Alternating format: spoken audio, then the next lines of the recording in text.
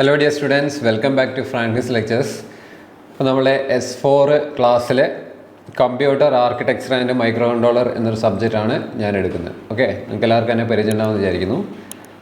അപ്പോൾ ഈ ഒരു സബ്ജക്റ്റ് നമ്മൾ ഡിജിറ്റൽ പഠിച്ചിട്ടുണ്ടാവും നിങ്ങൾ S3 അല്ലേ? അതിൻ്റെ ഒരു എക്സ്റ്റൻഷനാണ്. സത്യം പറഞ്ഞാൽ ഡിജിറ്റൽ എന്ന് പറയുന്ന സബ്ജക്റ്റ് പഠിക്കുന്നത് ഈ ഒരു സബ്ജക്റ്റ് പഠിക്കാൻ വേണ്ടി പ്രിപ്പയർ ആവാൻ വേണ്ടിയിട്ടാണ്. ഓക്കെ, അപ്പോൾ ഇത് താരതമ്യേന എളുപ്പമുള്ളൊരു സബ്ജക്റ്റാണ്. പ്രോബ്ലംസോ കാര്യങ്ങളോ ഒന്നുമില്ല. പ്രോഗ്രാമിംഗ് ചെറുതായിട്ടുണ്ട്, പക്ഷേ നമ്മളെ ബുദ്ധിമുട്ടിക്കുന്ന രീതിയിലുള്ള C പ്രോഗ്രാമിംഗ് പോലെ അത്ര ടഫായിട്ടുള്ള പ്രോഗ്രാമിംഗ് ഒന്നും നമുക്കില്ല. സിയോ ജാവയോ പോലെയുള്ള സിൻടാക്സ് അല്ല അതിന്.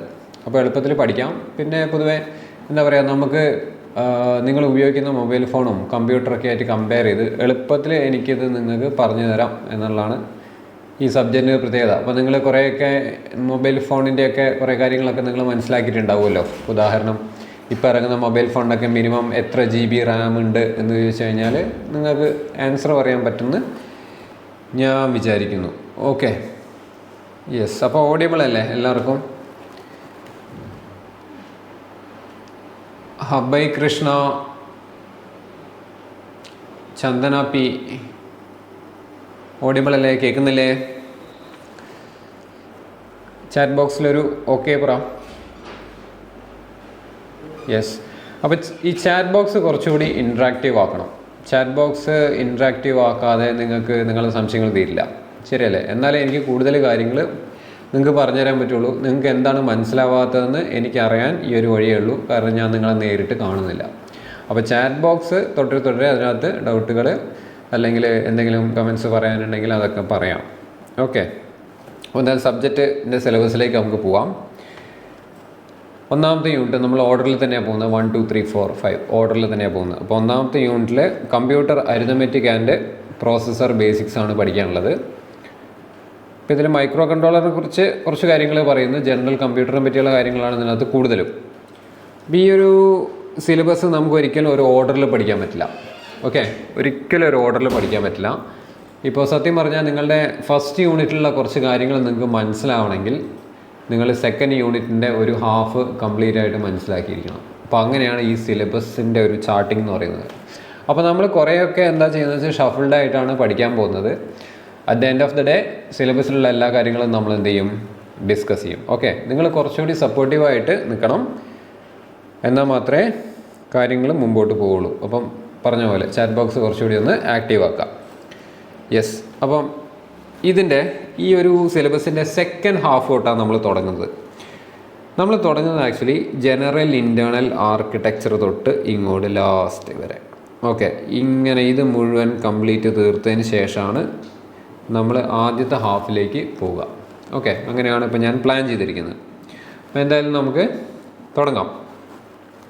അപ്പോൾ 8051 മൈക്രോ കൺട്രോളാണ് നമുക്ക് പഠിക്കാനുള്ളത്. ഒരുപാട് മൈക്രോ കൺട്രോളേഴ്സ് അവൈലബിൾ ആണ്. ഇതിപ്പം സത്യം പറഞ്ഞാൽ ഏകദേശം ഒരു 1984-86 കാലഘട്ടങ്ങളിൽ വന്ന ഒരു മൈക്രോ കൺട്രോളറാണെന്നാണ് എൻ്റെ അറിവ്. അപ്പോൾ ഈ കാണുന്ന റൈറ്റ് സൈഡിൽ കാണുന്നതാണ് നമ്മളുടെ വില്ലൻ, നമ്മളെ സബ്ജക്റ്റ് 8051 മൈക്രോ കൺട്രോളറാണ് നിങ്ങൾ റൈറ്റ് സൈഡിൽ കാണുന്നത്. അപ്പോൾ എന്താ ഇത് സാധനം എന്ന് വെച്ച് കഴിഞ്ഞാൽ ഒരു വലിയൊരു IC ചിപ്പ്. ഓക്കെ, വലിയൊരു IC ചിപ്പ്. പക്ഷേ IC ചിപ്പ് എന്ന് പറയാമെങ്കിലും IC ചിപ്പിൻ്റെയൊക്കെ എന്താ പറയുക, ക്യാപ്പബിലിറ്റിക്ക് എത്രയോ ഇരട്ടി കാര്യങ്ങൾ ചെയ്യാൻ പറ്റുന്ന, കമ്പാരിറ്റീവ്ലി ചെയ്യാൻ പറ്റുന്ന ആളാണ് മൈക്രോ കൺട്രോളർ. അപ്പോൾ അതിൻ്റെ ഡെഫിനേഷൻ എന്താണെന്ന് വെച്ച് കഴിഞ്ഞാൽ മൈക്രോ കൺട്രോളർ അല്ലെങ്കിൽ MCU എന്ന് പറയും. Is A small computer on A single chip that control specific task in embedded system. Okay, അതായത് ഇതൊരു കോമ്പാക്ട് ഇൻറ്റഗ്രേറ്റഡ് സർക്യൂട്ടാണ്. ഇതിനകത്ത് ഇൻപുട്ട്, ഔട്ട്പുട്ട്, മെമ്മറി, പെരിഫൽസ് കാര്യങ്ങളൊക്കെ ഇതിനുള്ളിൽ ഉണ്ടാകും. ഇപ്പോൾ ഇത് ഇത്രയും ഞാൻ പറഞ്ഞത് നിങ്ങൾക്കൊന്നും മനസ്സിലായിട്ടില്ല എന്ന് എനിക്ക് ഉറപ്പാണ്. ഈ ഡെഫിനേഷൻ നമ്മൾ ഈ ഒരു യൂണിറ്റ് കഴിഞ്ഞ ശേഷം ഒന്നുകൂടി വായിക്കും. അപ്പോൾ നമ്മൾ കുറച്ചുകൂടി ക്ലിയർ ആയിട്ട് കാര്യങ്ങൾ മനസ്സിലാക്കും. അപ്പോൾ എന്താണ് മൈക്രോ കൺട്രോളർ എന്ന് നമുക്ക് നോക്കാം. അപ്പോൾ അതിന് വേണ്ടിയിട്ട് നമ്മളൊരു മൊബൈൽ ഫോണിൻ്റെ ബോർഡാണ് എടുത്തിരിക്കുന്നത്. മൊബൈൽ ഫോണിൻ്റെ ബാക്ക് സൈഡിൽ സ്ക്രൂ അഴിച്ച് ഓപ്പൺ ചെയ്ത് കഴിഞ്ഞാൽ നിങ്ങൾക്ക് അതിൻ്റെ ഗ്രീൻ കളറിലുള്ള PCB പ്രിൻറ്റഡ് സർക്യൂട്ട് ബോർഡ് നിങ്ങൾക്ക് കാണാൻ പറ്റും. അപ്പോൾ ഈ പ്രിൻറ്റഡ് സർക്യൂട്ട് ബോർഡിനകത്ത് ഇത് കമ്പ്യൂട്ടറിനുണ്ട് അല്ലേ? കമ്പ്യൂട്ടറിനുള്ള ആ ബോർഡിന് നമ്മൾ മദർ ബോർഡ് എന്ന് പറയും. മൊബൈൽ ഫോണിനുണ്ട് ഒരു മദർ ബോർഡ്. ആ മദർ ബോർഡാണ് ഈ റൈറ്റ് സൈഡിൽ കാണുന്നത്. അപ്പോൾ അതിനകത്ത് കുറേ കാര്യങ്ങളൊക്കെ ഇങ്ങനെ അവർ എന്താ പറയുക, ഈ ഒരു പിക്ചറിൽ നിങ്ങൾക്ക് മെൻഷൻ ചെയ്തതായിട്ട് കാണാൻ പറ്റും. അതൊന്നും പഠിക്കുകയൊന്നും വേണ്ട. ഈ ആദ്യത്തെ ഒരു അരമണിക്കൂർ ക്ലാസ് ഇതിന് ഫെമിലിയറൈസേഷൻ ആണ് കേട്ടോ. ഇതെന്താണ് സാധനം ആദ്യം മനസ്സിലാവണ്ടേ, എന്നിട്ട് വേണ്ടേ നമുക്ക് തുടങ്ങാൻ. അപ്പം മൈക്രോ കൺട്രോളർ എന്ന് പറഞ്ഞാൽ എന്താണെന്ന് ഒറ്റയടിക്ക് ചോദിച്ചു കഴിഞ്ഞാൽ, അപ്പോൾ ഈ ഒരു എന്താ പറയുക, ഈ ഒരു പർട്ടിക്കുലർ മദർ ബോർഡ് നിങ്ങൾ നോക്കുകയാണെങ്കിൽ ഇതിനകത്ത് പലതരത്തിലുള്ള ICs കാണാൻ പറ്റും. ഓഡിയോ IC കാണാം, നെറ്റ്വർക്ക് IC കാണാം, ചാർജിങ് IC കാണാം, ഡിസ്പ്ലേ കൺട്രോൾ ചെയ്യുന്ന IC കാണാം. എന്താണ് ഈ ICകളുടെയൊക്കെ ജോലി? അപ്പോൾ നമ്മളൊരു മൊബൈൽ ഫോണ് കംപ്ലൈൻ്റ് ആയിട്ട് എന്തെങ്കിലും ഒരു പ്രശ്നം വന്ന് നമ്മൾ സർവീസ് സെൻറ്ററിൽ പോയി കഴിഞ്ഞാൽ, ഉദാഹരണം നിങ്ങളുടെ പ്രശ്നം ഇപ്പം ഇതിൻ്റെ ഓഡിയോ വർക്ക് ചെയ്യുന്നില്ല, അതിൽ നിന്ന് ശബ്ദം വരുന്നില്ല എന്നുള്ളതാണ് എങ്കിൽ ഈ റിപ്പയർ ചെയ്യുന്ന ആൾക്ക് ഈ മദർ ബോർഡ് കയ്യിലെടുത്ത ശേഷം ഒരു പ്രത്യേക ഏരിയ മാത്രം നോക്കിയാൽ മതി. അല്ലാതെ അതിനകത്തുള്ള എല്ലാ ചിപ്പുകളും ഓക്കെ ആണോ എന്ന് ടെസ്റ്റ് ചെയ്യേണ്ട കാര്യമില്ല. അതിനൊരു ഓഡിയോ സെക്ഷൻ ഉണ്ട്. Okay, just like this. May be ഈ ഒരു ഏരിയ ആയിരിക്കും ഇതിൻ്റെ ഓഡിയോ സെക്ഷൻ. അപ്പോൾ നമുക്കത് വേർതിരിച്ച് കാണാനൊന്നും പറ്റില്ല, അതിനിങ്ങനെ ബൗണ്ടറിയോ ലൈനോ ഒന്നും ഇട്ടിട്ടുണ്ടാവില്ല. പക്ഷേ അറിയാവുന്ന ഒരാൾക്ക് അത് കണ്ട് മനസ്സിലാക്കാൻ പറ്റും. അപ്പോൾ ഞാൻ പറയുന്നു, ഇതാണ് നമ്മളുടെ ഓഡിയോ സെക്ഷൻ.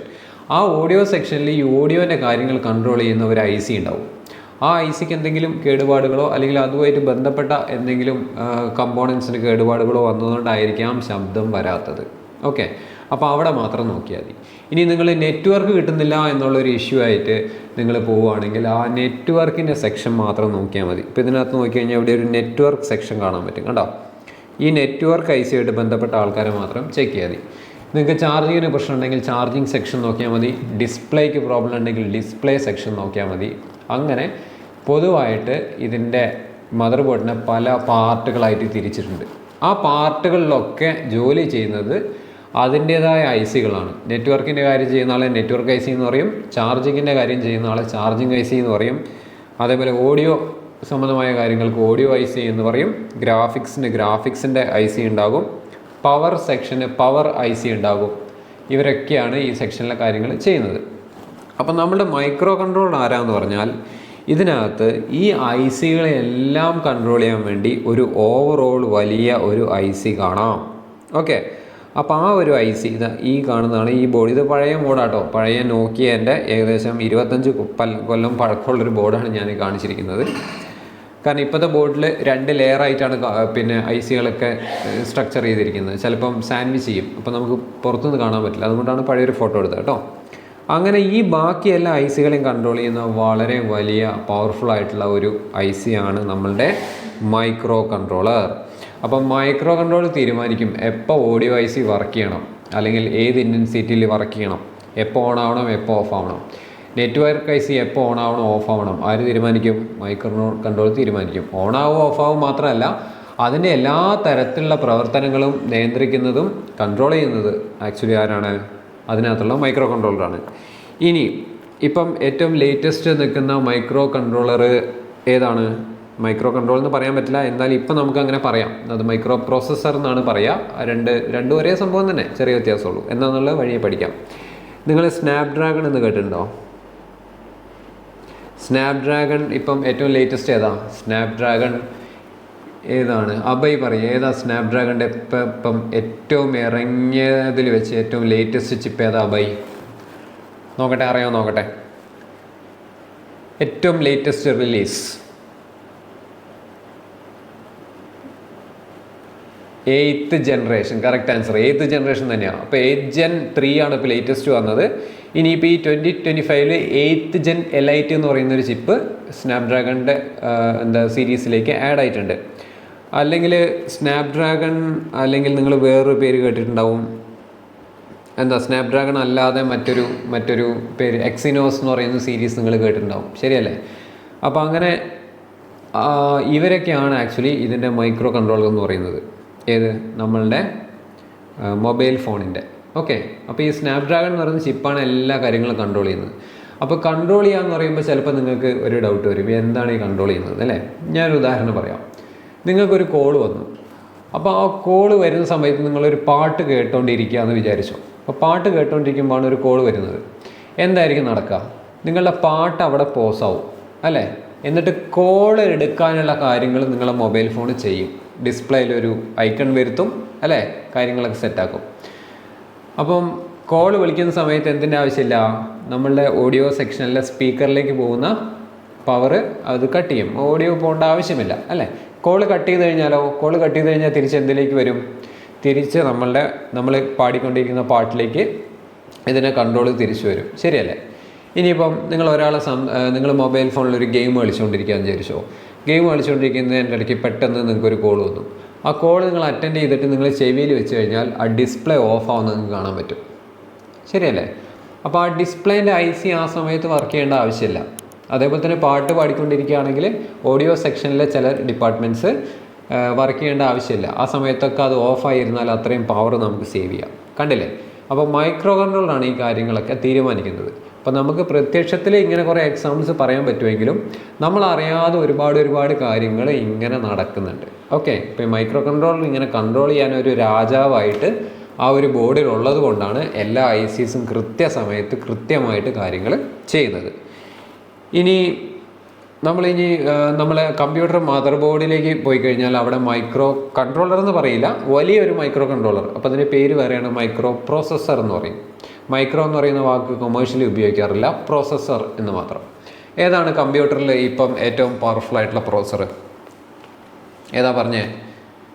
കുറച്ച് കമ്പനികളുടെ പേര് പറയൂ, എന്നിട്ട് അവരുണ്ടാക്കുന്ന പ്രോസസ്സറിൻ്റെ പേരും പറയൂ. നമുക്കൊന്ന് ഫെമിലിയറൈസ് ആവാൻ വേണ്ടിയിട്ടാണ്. എല്ലാവർക്കും കമൻറ്റ് ചെയ്യാം. ശ്രീഗംഗ, ചന്ദന, എല്ലാവരും പറഞ്ഞേ. ഏറ്റവും നല്ല പ്രോസസ്സർ ഉണ്ടാക്കുന്ന ഏറ്റവും ടോപ്പ് കമ്പനി ഏതാണ്? ഏറ്റവും കൂടുതൽ സെയിലുള്ള കമ്പനി? കമൻറ്റ് ബോക്സിൽ ആരും വരുന്നില്ലല്ലോ. കമൻറ്റ് ബോക്സിൽ നിങ്ങൾ ഫുള്ളി ആക്റ്റീവ് ആയിരിക്കണം കേട്ടോ, എന്നാലേ കാര്യം നടക്കൂ. യെസ്, ശ്രീഗംഗ പറഞ്ഞു ഇൻറ്റൽ ഉണ്ട്. അബൈ കറക്റ്റ്. AMD. പിന്നെ ആപ്പിൾ എന്ന് പറയുന്ന കമ്പനീൻ്റെ മൈക്രോ പ്രോസസ്സറിൻ്റെ പേരെന്താണ്? ആപ്പിൾ എന്ന് പറയുന്ന കമ്പനിക്ക് ഇൻറ്റലിൻ്റെ മൈക്രോ കൺട്രോളേഴ്സിൻ്റെ അല്ലെങ്കിൽ മൈക്രോ പ്രോസസ്സറിൻ്റെ പേര് ഏതൊക്കെയാണ്? Core i9, Core i3 അങ്ങനെയൊക്കെയാണ് അല്ലേ. ഇനി ആപ്പിളിലേക്ക് പോയി കഴിഞ്ഞിട്ടുണ്ടെങ്കിൽ M1, M2, M3 എന്ന് പറയുന്ന സീരീസുകളാണ്. അവർ മൊബൈൽ ഫോണിലേക്ക് വരുമ്പം A18, A16, A17 എന്നുള്ള സീരീസുകൾ കാണാൻ പറ്റും. ഇനി എന്താ പറയുക, ഇൻറ്റൽ കഴിഞ്ഞു. പിന്നെ AMD ആണെങ്കിലോ AMDയിലും അത്തലോൺ എന്നൊക്കെ പറഞ്ഞ് കുറേ സീരീസുകൾ കാണാൻ പറ്റും.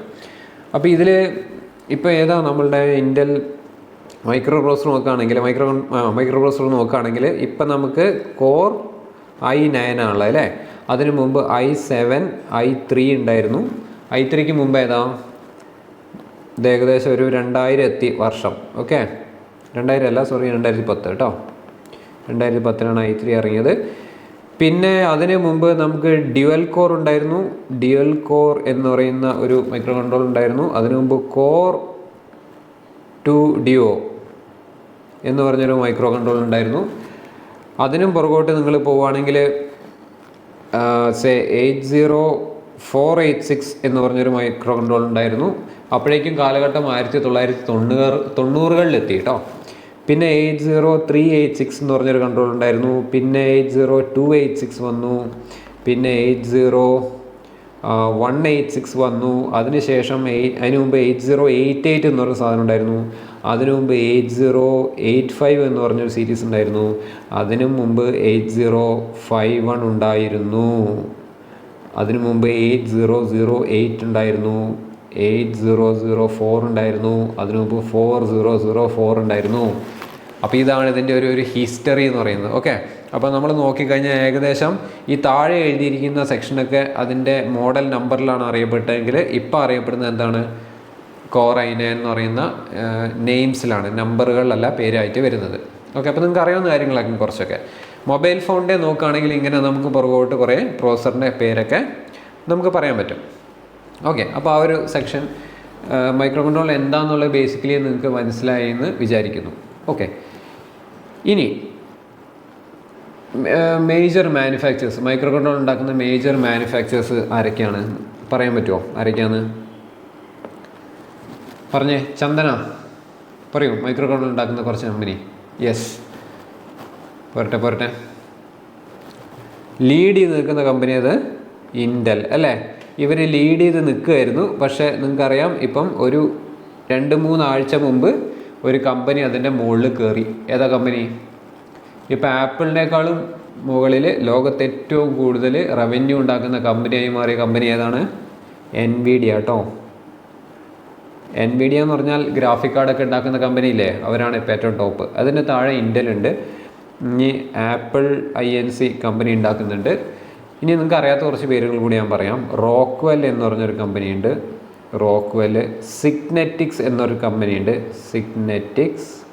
ഇൻഫിനിയോൺ എന്ന് പറഞ്ഞൊരു കമ്പനിയുണ്ട്. ഇൻഫിനിയോൺ എന്ന് പറയുന്ന കമ്പനി ഇന്ത്യയിൽ ഫിലിപ്സ് എന്നറിയപ്പെടുന്ന കേട്ടോ, ഫിലിപ്സ്. പിന്നെ താഴേക്ക് നോക്കുകയാണെങ്കിൽ മോട്ടറോള ഉണ്ട്.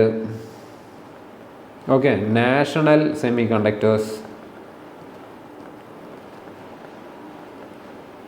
National semi conductor. പിന്നെ ഡള്ളാസ് ഇൻസ്ട്രുമെൻറ്റ്സ്. ഇങ്ങനെ ഒരുപാട് നമുക്കറിയാത്ത മറ്റ് കമ്പനികളും എന്തുണ്ടാക്കുന്നുണ്ട്, ഇത്തരത്തിലുള്ള പ്രോസസ്സറുകൾ ഉണ്ടാക്കുന്നുണ്ട്. പക്ഷേ ലീഡിംഗ് ആയിട്ട് ഈ മുകളിൽ എഴുതിയ 3 പേരുടെ ആൾക്കാരാണ് നമ്മൾ മെയിൻലി ഉപയോഗിക്കുന്നത്. ഓക്കെ, ഇനി ഈ മൈക്രോ കൺട്രോളർ ആക്ച്വലി ഞാൻ പറഞ്ഞല്ലോ നമ്മളെ കമ്പ്യൂട്ടറൊക്കെ ഉള്ള പ്രോസസ്സറിൻ്റെ ഒരു മിനി വേർഷനാണ്, ഒരു കുട്ടി വേർഷനാണ്. അപ്പോൾ അങ്ങനെ ഒരു സാധനം നമ്മൾ കടയിൽ കൊണ്ടുവന്ന് വാങ്ങിച്ചു കഴിഞ്ഞാൽ നമ്മൾ എന്താണ് അതും കൊണ്ട് ചെയ്യാൻ പോകുന്നത്, ബേസിക്കലി എന്താണ് നമ്മൾ ചെയ്യാൻ പോകുന്നത് അതാണ് പറയാൻ പോകുന്നത് കേട്ടോ. യെസ്, അപ്പോൾ അതിന് വേണ്ടിയിട്ട് ഞാനൊരു മൈക്രോ കൺട്രോളർ ഇവിടെ വരയ്ക്കാൻ പോവുകയാണേ. So micro കൺട്രോളറാണിത്. അപ്പോൾ ഇത് നമ്മൾ 8051 എന്നാണെന്ന് വിചാരിച്ചോളൂ. 8051 എന്ന് ഞാനിവിടെ എഴുതി. ഇതാണ് നമ്മളെ മൈക്രോ കൺട്രോളർ. അപ്പോൾ ഈ മൈക്രോ കൺട്രോളറിലേക്ക് നമുക്ക് കുറേ സെൻസറുകൾ, ക്വാൽകോം, ശ്രീരാ കറക്റ്റ്, ക്വാൽകോം എന്ന് പറയുന്ന കമ്പനി നമ്പർ 1 കമ്പനിയാണ് കേട്ടോ. യെസ്, ഫാസ്റ്റ് ചാർജിങ്ങിൻ്റെ ചിപ്പുകളൊക്കെ ആദ്യമായിട്ട് കണ്ടുപിടിച്ച കമ്പനിയാണ് ആര്, നമ്മളുടെ ക്വാൽകോം. പക്ഷേ അവർക്ക് ഇപ്പം റവന്യൂ വളരെ കുറവാണ്, അവർ താഴേക്ക് പോയിക്കൊണ്ടിരിക്കുകയാണ്. ഇപ്പോൾ അവർക്ക് ആൾക്കാരെ ഒന്ന് അസോസിയേറ്റ് ചെയ്യാൻ പറ്റാത്തതുകൊണ്ട് ഇപ്പം സാംസങ്ങുമായിട്ട് ടൈപ്പ് ചെയ്തിട്ടാണ് ക്വാൽകോം വർക്ക് ചെയ്യുന്നത്. സാംസങ് അവരെ വാങ്ങുന്നൊക്കെ പറയുന്നു. അപ്പം ഞാൻ പറയുന്നത്, എനിക്ക് ഒരു ഓട്ടോമാറ്റിക് ലാമ്പ് ഉണ്ടാക്കണം. അതായത് ഞാൻ എൻ്റെ മുറിയിൽ കയറുന്ന സമയത്ത്, എൻ്റെ വീട്ടിൽ എൻ്റെ മുറിയിലേക്ക് ഞാൻ ഡോറ് തുറന്ന് കയറുമ്പം എനിക്ക് അവിടുത്തെ ലൈറ്റ് ഓട്ടോമാറ്റിക്കലി എന്താക്കണം, ഓണാക്കണം. ഓക്കെ, അതാണ് എൻ്റെ ലക്ഷ്യം. അപ്പോൾ അതിനു വേണ്ടി ഞാൻ ചെയ്യുന്നത്, ഞാനൊരു 300 രൂപ കൊടുത്തൊരു 8051 കടയിൽ പോയി വാങ്ങിച്ചുകൊണ്ടുവന്നു. അതാണ് ഒന്നാമത്തെ സാധനം ഞാൻ വാങ്ങിക്കേണ്ടത്. എന്താണ്, 8051 മൈക്രോ കൺട്രോൾ നമ്മൾ കടയിൽ പോയി വാങ്ങിക്കണം. പിന്നെ ഞാൻ വാങ്ങിക്കേണ്ടത് ഒരു PIR സെൻസറാണ്. PIR സെൻസർ, PIRൻ്റെ expand form passive infrared sensor എന്നാണ്. എന്താണെന്നുള്ളത് ഇപ്പോൾ പറയാം. മൂന്നാമത് നമുക്ക് വാങ്ങിക്കേണ്ട കാര്യം ഒരു ബൾബാണ്. ഒരു LED ബൾബോ അല്ലെങ്കിൽ എന്തൊരു ബൾബ്, ഒരു റിലേ വെച്ചിട്ടുള്ള വലിയ ബൾബ് വേണമെങ്കിൽ അതും വാങ്ങിക്കാം. അപ്പോൾ ഞാനിവിടെ ചെയ്യാൻ പോകുന്നതെന്ന് വെച്ചാൽ, ഞാൻ ഈ 8051-ന് ഒരുപാട് പിന്നുകൾ ഉണ്ടാവും. നിങ്ങൾക്കറിയാം ICകൾക്ക് ഒരുപാട് പിന്നുകൾ ഉണ്ടാവും. ഒരുപാട് പിന്നുകൾ ഇങ്ങനെ ഉണ്ടാവും. നിങ്ങൾ ഡിജിറ്റൽ കുറേ IC പഠിച്ചാലേ നിനക്ക് കുറേ പിൻ നമ്പറൊക്കെ നിങ്ങൾ പഠിച്ചിട്ടുണ്ടാവും. നമ്മൾ പഠിക്കുന്ന 8051-ന് 40 പിന്നുകളാണ്. എത്ര പിന്നുകളാണ്? 40 പിന്ന്. പിൻ നമ്പർ 1 സ്റ്റാർട്ട് ചെയ്യുന്നത് ഇവിടെ നിന്നാണ്. 20 വരെ ഈ സൈഡിലുണ്ടാവും. 21 തൊട്ട് 40 വരെ അപ്പുറത്തെ സൈഡിലുണ്ടാവും. ഓക്കെ, ഇനി നോക്കുക, ഒരു ചിപ്പ് വർക്ക് ചെയ്യാൻ വേണ്ടിയിട്ട് പവർ സപ്ലൈ വേണം നമുക്കറിയാം അല്ലേ. നമുക്കതിനധികം പവർ കൊടുക്കണ്ടേ. അപ്പോൾ ഈ 8051 വർക്ക് ചെയ്യുന്നത് 5 വോൾട്ടിലാണ്, 5 വോൾട്ടിലാണ് ഇത് വർക്ക് ചെയ്യുന്നത്. അപ്പോൾ ഡെഫിനറ്റ്ലി നമ്മളുടെ കയ്യിൽ ഒരു 5 വോൾട്ടിൻ്റെ ബാറ്ററി വേണം. ആ ബാറ്ററിയുടെ പോസിറ്റീവ് ഞാൻ ഇവിടെ കണക്ട് ചെയ്തു 40ാമത്തെ പിന്നിൽ. ആ ബാറ്ററിയുടെ നെഗറ്റീവ് ഞാൻ ഇവിടെ കണക്ട് ചെയ്തു, പിൻ നമ്പർ 20-ൽ കണക്ട് ചെയ്തു. അപ്പോൾ ഇത് ഞാൻ ഗ്രൗണ്ട് എന്ന് എഴുതാണ് കേട്ടോ. അപ്പോൾ ഒന്നുമില്ല, നമ്മളൊരു 5 വോൾട്ടിൻ്റെ ബാറ്ററി എടുത്തു. അതിന് പോസിറ്റീവ് നെഗറ്റീവ് ഉണ്ടാവുമല്ലോ. അതിന് പോസിറ്റീവ് ഞാൻ 40-ൽ കൊടുത്തു, നെഗറ്റീവ് ഞാൻ 20-ൽ കൊടുത്തു. ഇനി നമ്മളൊരു സാധനം കൂടി ഇതിനകത്തേക്ക് കണക്ട് ചെയ്യണം. ആ സാധനമാണ് ക്ലോക്ക് ഇൻപുട്ട്. ക്ലോക്ക് ഇൻപുട്ട് നമ്മൾ കൊടുക്കണം. എന്താണ് ക്ലോക്ക്? നിങ്ങൾ ഡിജിറ്റലിൽ കുറേ പഠിച്ചതല്ലേ, പറയൂ എന്താണ് ക്ലോക്ക്? എന്തിനാണ് ക്ലോക്ക് ഇൻപുട്ട് ഒരു ICയിലേക്ക് കൊടുക്കുന്നത്? ആൻസർ പോരട്ടെ. ശ്രീഗംഗ, സത്യാനന്ദാണോ സത്യനാഥാണോ? സത്യാനന്ദ് പറയൂ. അർജുൻ, എന്തിനാണ് നമ്മൾ ക്ലോക്ക് ഇൻപുട്ട് കൊടുക്കുന്നത്? എന്തിനാണെന്ന് വെച്ച് കഴിഞ്ഞാൽ, നോക്കാം, നമുക്കൊക്കെ ജീവനുണ്ട് അല്ലേ, നമുക്കൊക്കെ ജീവനുണ്ട്. നമ്മളൊക്കെ ലൈവാണ്. സ്റ്റാർട്ടാക്കാൻ വേണ്ടിയാണോ? അല്ല, പറയാം. നമുക്കൊക്കെ ജീവനുണ്ട് അല്ലേ. പക്ഷെ നമുക്കൊരു കാര്യം ചെയ്യണമെങ്കിൽ നമ്മൾ ഭക്ഷണം കഴിക്കണം, ശരിയല്ലേ? ജീവനുണ്ട് എന്ന് വിചാരിച്ചിട്ട് ഒരു 2 ദിവസം ഫുഡ് കഴിക്കാതെ ഇരുന്നിട്ട് ഒരു 100 മീറ്റർ ഓടാൻ നിങ്ങൾക്ക് പറ്റുമോ?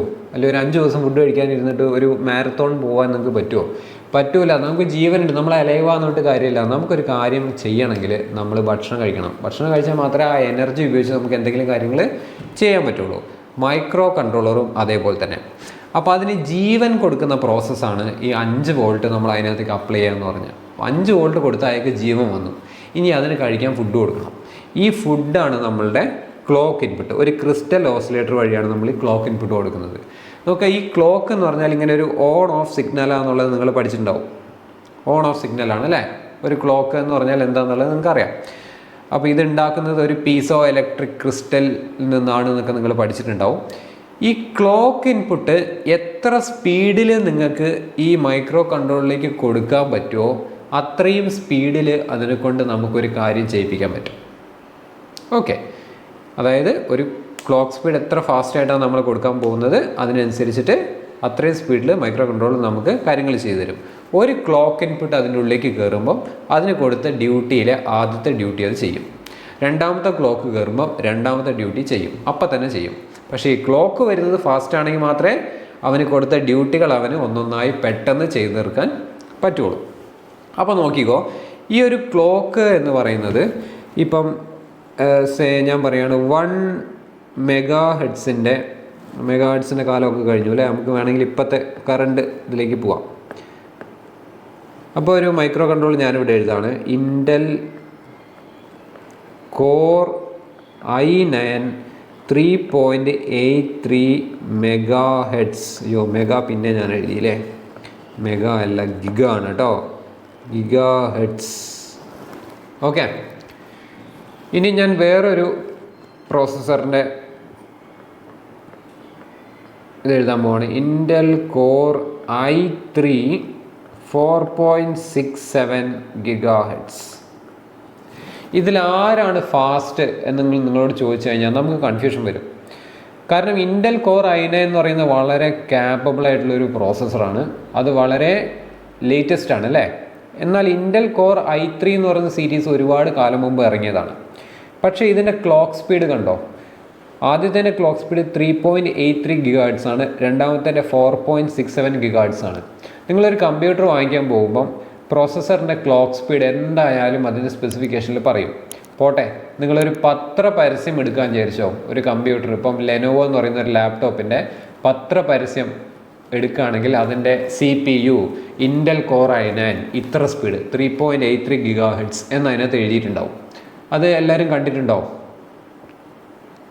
അങ്ങനെ എല്ലാവരും കണ്ടിട്ടുണ്ടോ? ഈ ഒരു നമ്പർ നിങ്ങൾക്ക് ഫെമിലിയർ ആണോ? ആണെങ്കിൽ യെസ് എന്ന് പറയൂ. ചന്ദന, ഈ ഒരു നമ്പർ കണ്ടിട്ടുണ്ടോ? ഇങ്ങനെ കണ്ടിട്ടില്ലെങ്കിൽ ഇന്ന് തന്നെ നിങ്ങളുടെ വീട്ടിലെ ഒരു പത്രം എടുത്താൽ അതിനകത്തൊരു ലാപ്ടോപ്പിൻ്റെ പരസ്യം ഉണ്ടാവും. അതിനകത്ത് നോക്കി കഴിഞ്ഞാൽ ഒരു നമ്പർ കാണാൻ പറ്റും. അപ്പോൾ നോക്ക്, ഇതിലാരാണ് ഫാസ്റ്റ് നോക്കാം. ഇൻറ്റൽ കോർ i3 കിട്ടുന്ന സ്പീഡ് 4.67 GHz ആണ്. പക്ഷേ കോർ i9 3.83 GHz ഉള്ളൂ.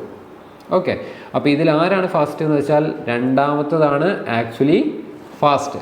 പക്ഷേ നിങ്ങൾ ക്രിസ്മസ് ന്യൂ ഇയർ ഒക്കെ വരുന്ന സമയത്ത് ഇതിന് 40% ഓഫ്, ഇതിന് 2% ഓഫ്, ഇങ്ങനെയാണ് ഓഫറുകൾ വരിക. നമ്മൾ ഓഫർ കണ്ട ആദ്യം എന്താ നോക്കുക, നേരെ ഇതിന് കോർ i3ക്ക് 2% ഉള്ളൂ, പക്ഷേ കോർ i9 40%. എന്തൊരു വലിയ ലാഭമാണ് അല്ലേ. എല്ലാവരും ഓടിപ്പോയി അത് വാങ്ങിച്ചിട്ട് എന്താ കാര്യം, ക്ലോക്ക് സ്പീഡ് അതിന് കുറവാണ്. പക്ഷേ മറ്റ് ചില കാര്യങ്ങൾ അഡ്വാൻറ്റേജ് ഉണ്ട്. എന്നിരുന്നാലും നമ്മളിപ്പോൾ സംസാരിക്കുന്നത് എന്തിനെ പറ്റി മാത്രമാണ്, ക്ലോക്ക് സ്പീഡിനെ പറ്റി മാത്രമാണ്. അപ്പോൾ ക്ലോക്ക് ഇൻപുട്ട് എന്താണെന്ന് മനസ്സിലായോ? ഈ ക്ലോക്ക് ഇൻപുട്ട് എത്ര ഫാസ്റ്റായിട്ട് കൊടുക്കാൻ പറ്റുമോ പ്രോസസ്സർ അതിൻ്റെ കാര്യങ്ങൾ അത്രയും സ്പീഡിൽ ചെയ്യും. യെസ്, ഇനി ഞാൻ ചെയ്യാൻ പോകുന്നത്, നമ്മളിപ്പം ഒരു PIR സെൻസർ വാങ്ങിക്കൊണ്ടുവന്നിട്ടുണ്ട്. ആ വാങ്ങിയ PIR സെൻസർ ഞാൻ കണക്ട് ചെയ്യാൻ പോകാം കേട്ടോ. അപ്പം ഞാനിവിടെ ഇതിനെ PIR സെൻസറിനെ ഞാനിങ്ങനെ കണക്ട് ചെയ്തു. യെസ്, ഇങ്ങനെ കണക്ട് ചെയ്തു. അപ്പോൾ PIR സെൻസർ വർക്ക് ചെയ്യാൻ വേണ്ടി അതിന് ഒരു +5 വോൾട്ടും ഒരു ഗ്രൗണ്ടും ഉണ്ട് കേട്ടോ. ആ സെൻസറിനും ഒരു വോൾട്ടേജ് കൊടുക്കുന്ന 2 പിന്നുകളുണ്ട്. ആ പിന്നുകൾ നമുക്ക് ഇവിടെ ഓൾറെഡി ഒരു 5 വോൾട്ട് ഉണ്ടല്ലോ. അപ്പോൾ നമുക്ക് വേണമെങ്കിൽ ഇങ്ങോട്ട് ഇങ്ങനെ കൊടുക്കാം, നോ പ്രോബ്ലം. ഇതിൻ്റെ ഗ്രൗണ്ട് ഞാൻ എടുത്തിട്ട് എന്ത് ചെയ്തു, നേരെ 20th പിന്നിലേക്ക് കൊടുത്തു. അപ്പോൾ PIR സെൻസർ അവിടെ കണക്ട് ചെയ്തു. ഇനി കണക്ട് ചെയ്യേണ്ട LED ബൾബിൻ്റെ പോസിറ്റീവ് ഞാൻ ഇങ്ങോട്ട് കണക്ട് ചെയ്തു, നെഗറ്റീവ് നേരെ ഞാൻ എന്ത് ചെയ്തു, അതും ഞാൻ ഗ്രൗണ്ടിലേക്ക് കണക്ട് ചെയ്തു. ഓക്കെ, ഇനി PIR സെൻസർ ആക്ച്വലി എന്താണ് ചെയ്യുന്നത്?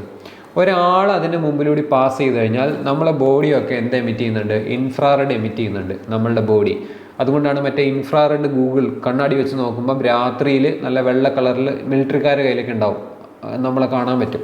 Infrared camera, infrared web CAMS ഒക്കെ നിങ്ങൾ കണ്ടിട്ടുണ്ടാവും, അല്ല CCTV ഒക്കെ നിങ്ങൾ കണ്ടിട്ടുണ്ടാവും.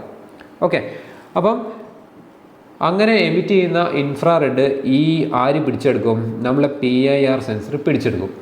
അങ്ങനെ ഇതിന് എന്തെങ്കിലും ഒരു ഇൻഫ്രാറെഡ് സിഗ്നൽ എവിടെന്നെങ്കിലും ആരുടെങ്കിലും ബോഡിയിൽ നിന്ന് കിട്ടിക്കഴിഞ്ഞാൽ അവൻ ഈ മൂന്നാമത്തെ പിന്നിൽ ഒരു 5 വോൾട്ട് ഉണ്ടാക്കും.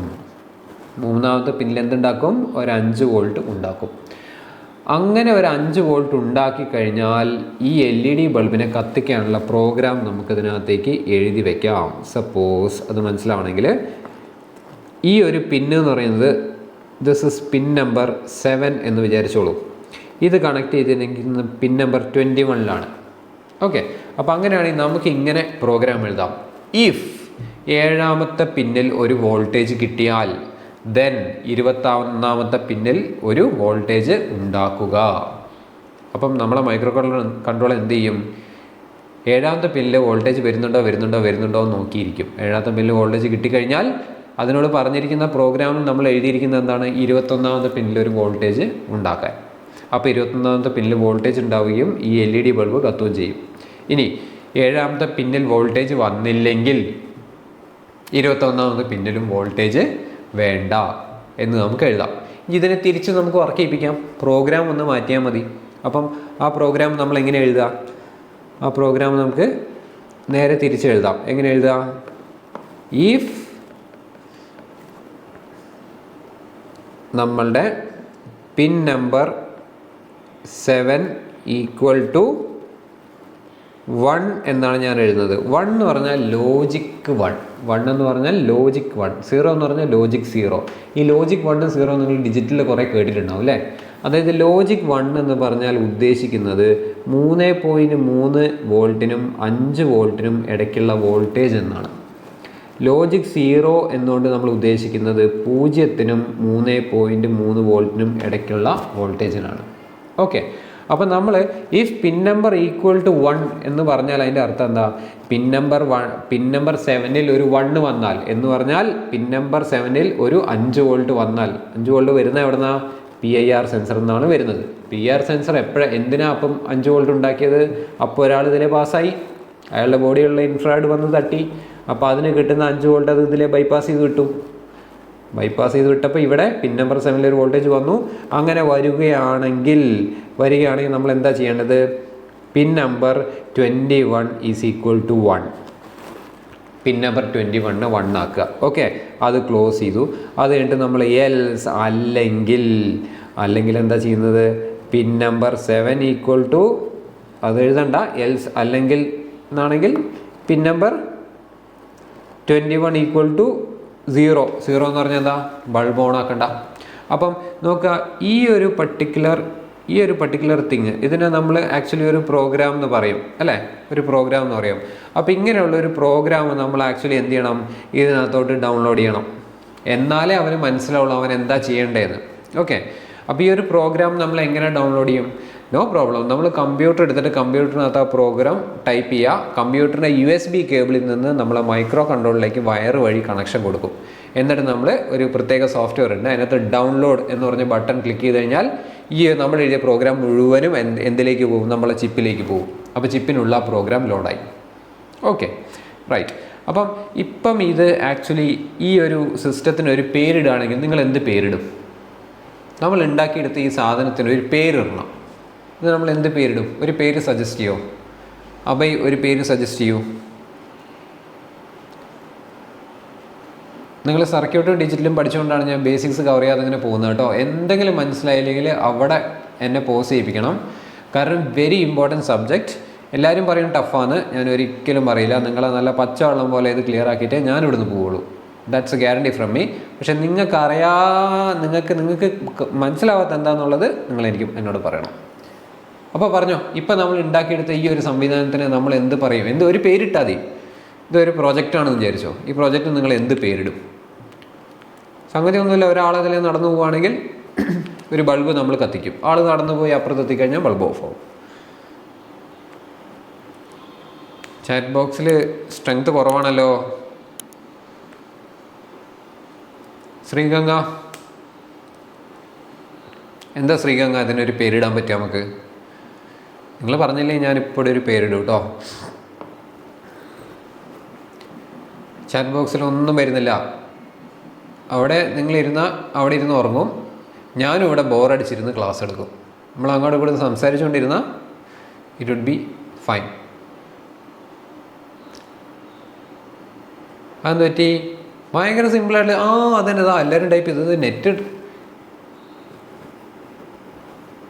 എൻ്റെ അമ്മോ, അത് അടിപൊളി പേരാണല്ലോ ശ്രീഗംഗ. കുഴപ്പമില്ല, അങ്ങനെ ഒരു കാര്യമല്ല ഞാൻ ഉദ്ദേശിച്ചത്.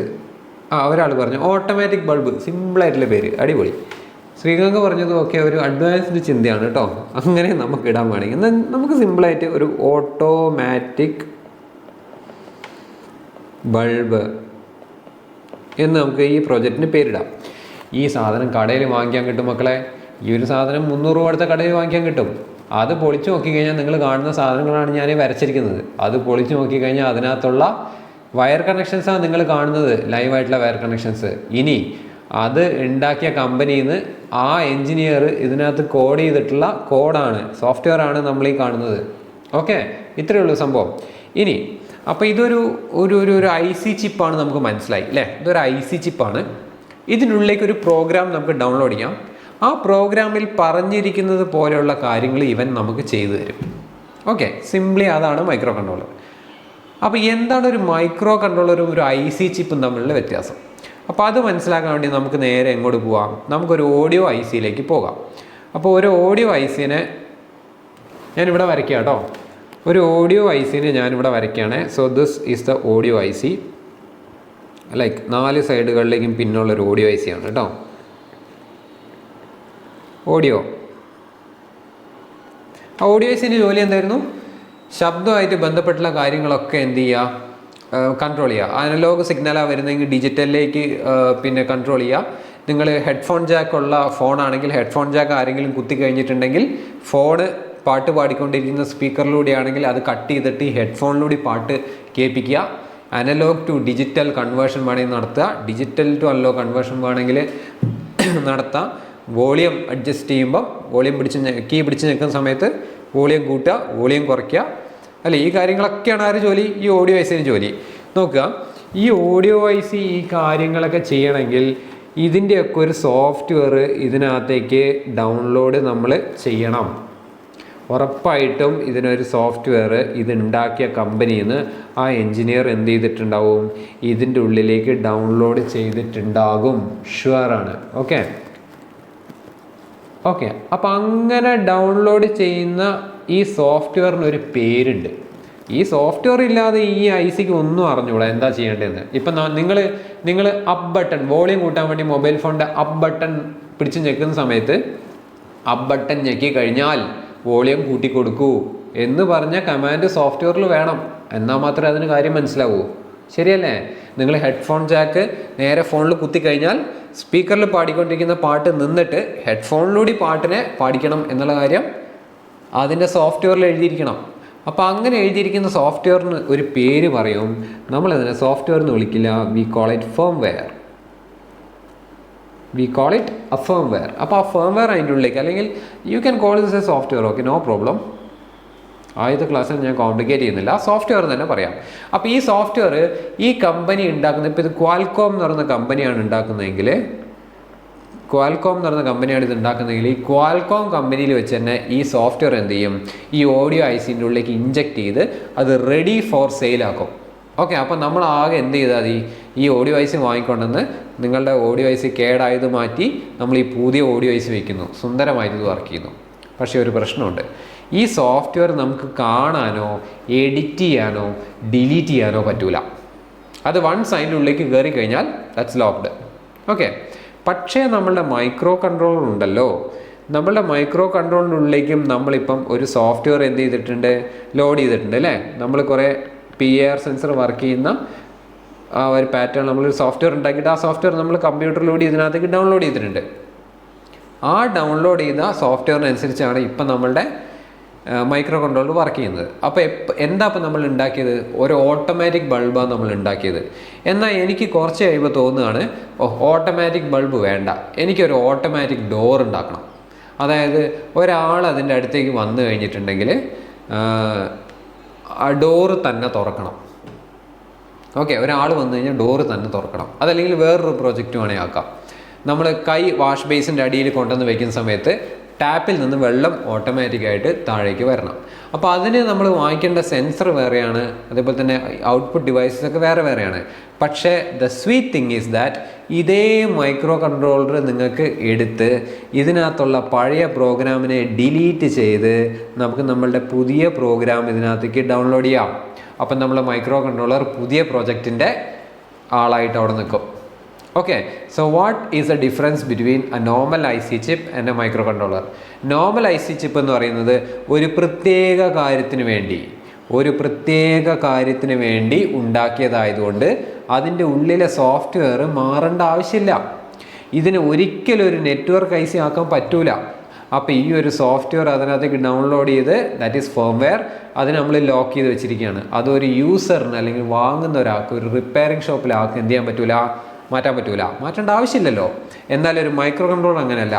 മൈക്രോ കൺട്രോളർ ബ്ലാങ്ക് ആയിട്ടാണ് നിങ്ങൾക്ക് തരുന്നത്. അതിൻ്റെ ഉള്ളിൽ ഒരു സോഫ്റ്റ്വെയറും ഉണ്ടാവില്ല. നിങ്ങൾ എന്ത് ചെയ്യുമ്പം, വാങ്ങുമ്പം നമ്മൾ വേണം നമുക്ക് ആവശ്യമുള്ള സോഫ്റ്റ്വെയർ അതിനകത്തേക്ക് ലോഡ് ചെയ്തിട്ട് അതിനെ നമ്മൾക്ക് ആവശ്യമുള്ള രീതിയിൽ പ്രവർത്തിപ്പിക്കാൻ.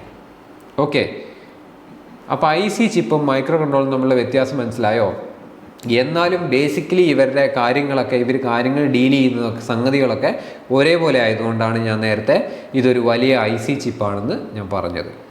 ഓക്കെ, അപ്പോൾ ഇത്രയും കാര്യങ്ങൾ നിങ്ങൾക്ക് ഏകദേശം മനസ്സിലായോ അല്ലെങ്കിൽ മനസ്സിലാവുന്നുണ്ടോ ഈ ഒരു ക്ലാസ്സിൻ്റെ പാറ്റേൺ? Says or no? ഒരു 3/4 മണിക്കൂർ നമ്മൾ കാര്യങ്ങളൊക്കെ പറഞ്ഞു. ഈ ഒരു പാറ്റേൺ നിങ്ങൾക്ക് ഓക്കെ ആണോ? അറ്റ്ലീസ്റ്റ് ഓൺലൈനുള്ള ആൾക്കാർ പറയും. ഇതുപോലെയാണ് 1 മുതൽ 4, 5 വരെയുള്ള ക്ലാസ് ഓരോ മിനിറ്റും പോവുക. Okay, so what I M planning is like doing it in A different style. Like നമുക്ക് കുറച്ചുകൂടി പ്രാക്ടിക്കലായിട്ട് കാര്യങ്ങൾ മനസ്സിലാക്കിയാൽ മാത്രമേ ഇതുകൊണ്ട് എന്തെങ്കിലും ഗുണം നിങ്ങൾക്ക് ഉണ്ടാവുള്ളൂ. ഓക്കെ, ഈ സബ്ജക്റ്റ് കഴിഞ്ഞാൽ നിങ്ങളുടെ വീട്ടിൽ നിങ്ങൾ ഈ ഒരു ബൾബ് സെൻസർ വാങ്ങി നിങ്ങളുടെ റൂമിലെ ലൈറ്റ് നിങ്ങൾ ഓട്ടോമാറ്റിക് ആക്കണം, അല്ലേ? അങ്ങനെ ഓട്ടോമാറ്റിക് ആക്കാൻ പറ്റിയില്ലെങ്കിൽ നിങ്ങളൊരു നല്ല സ്റ്റുഡൻറ്റും അല്ല, ഞാനൊരു നല്ല ടീച്ചറും അല്ല. ഓക്കെ, അപ്പോൾ നമുക്കിങ്ങനെ പോയാലോ?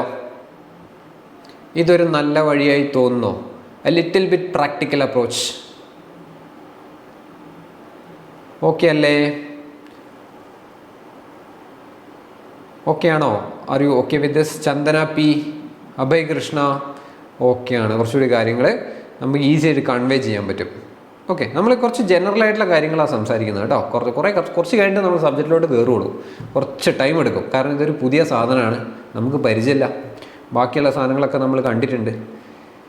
യെസ്, അപ്പോൾ ഇതിന് ഒരു പ്രശ്നമുണ്ട്.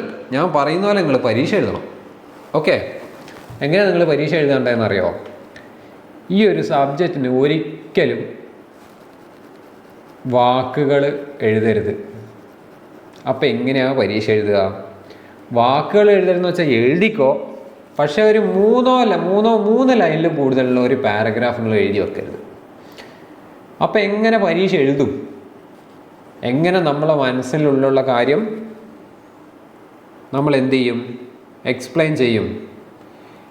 ഞാനിപ്പം കുറേ ഡയഗ്രാംസ് ഇവിടെ വരച്ചിട്ടുണ്ടല്ലോ, അതേപോലെ നിങ്ങളും ചെയ്യണം നിങ്ങളുടെ എക്സാം പേപ്പറിൽ. ഓക്കെ, അപ്പോൾ എക്സാം പേപ്പർ അങ്ങ് കണ്ടു കഴിഞ്ഞിട്ടുണ്ടെങ്കിൽ അതിൽ എഴുത്തൊക്കെ കുറച്ച് മതി. നിങ്ങളുടേതായ സ്വന്തം ഡയഗ്രാംസ്, അതുവഴി നിങ്ങളൊരു കഥ പറയുന്നത് പോലെ ഇതിൻ്റെ ഔട്ട്പുട്ട് നിങ്ങൾ ആൻസർ എഴുതണം. ഓക്കെ, അങ്ങനെ ചെയ്താലുള്ള ഗുണം നിങ്ങൾ ടോപ്പ് ലെവലിലേക്കല്ല പോവുക, അതിൻ്റെയൊക്കെ അപ്പുറത്തുള്ള സുപ്രീം ലെവലിലേക്കാണ് നമ്മൾ പോകാൻ പോകുന്നത്. ഓക്കെ, നമ്മൾ പരീക്ഷയ്ക്ക് തോക്കുന്നതും നമുക്ക് മാർക്ക് കിട്ടാത്തതിന് കാരണം സത്യം പറഞ്ഞാൽ നമുക്ക് എഴുതാൻ അറിയാനായിട്ടാണ്. 90 മാർക്ക് 100-ൽ കിട്ടിയ ഒരു കുട്ടിക്ക് 100-ൽ 100 മാർക്ക് കിട്ടാത്തത് ഞാൻ പറയും അത് എഴുതാൻ അറിയാത്തതുകൊണ്ടാണ്.